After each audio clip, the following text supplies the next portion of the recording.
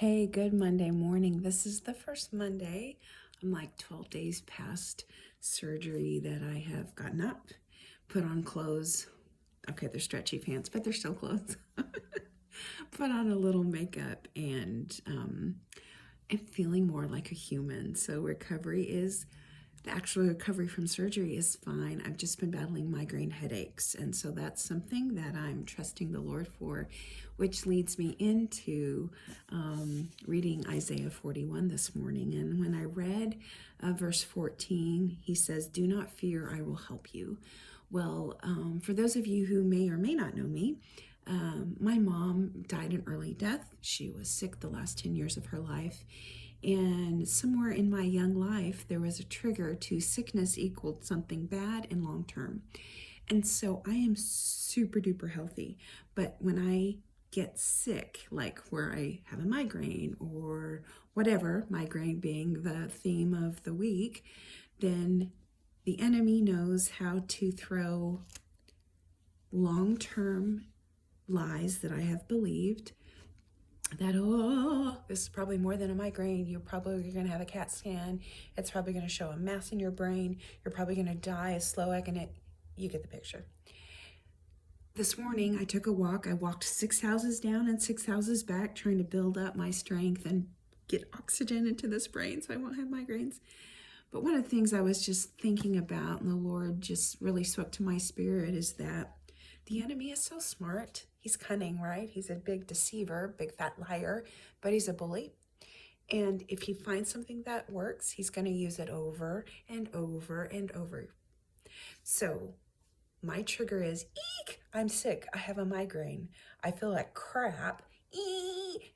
The enemy goes, ooh, I know what works with her. And he throws that same old lie. This is the beginning of the end. This is some kind of long-term horrible thing, which crowds my thinking to maybe God's words about me aren't true. Maybe God isn't listening to my prayer. Maybe God really isn't going to heal me.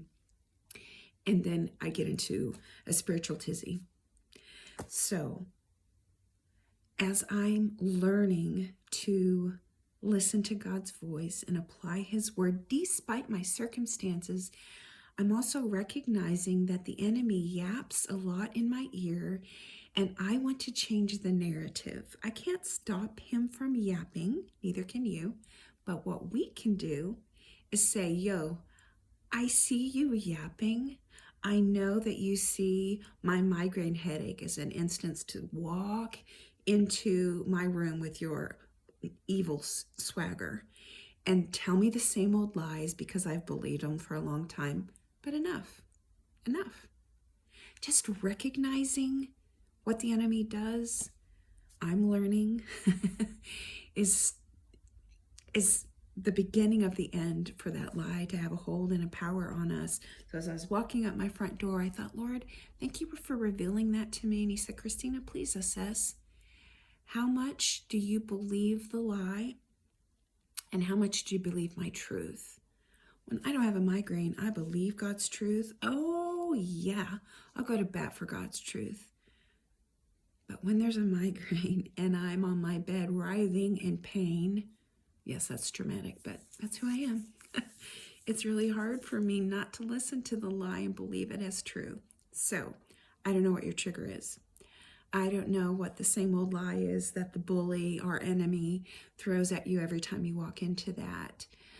But would you have the courage to recognize that and then stand up to him and say, yeah, I may not have won yet, but I'm recognizing your lie and it stops right now. So if a migraine persists and I'm praying against that, and right now I believe that truth, that I'm healing. But if the twinge of a migraine comes my way, I promise I am going to hold the enemy accountable and tell him where he can take his lie. May you have the courage to do the same and be blessed.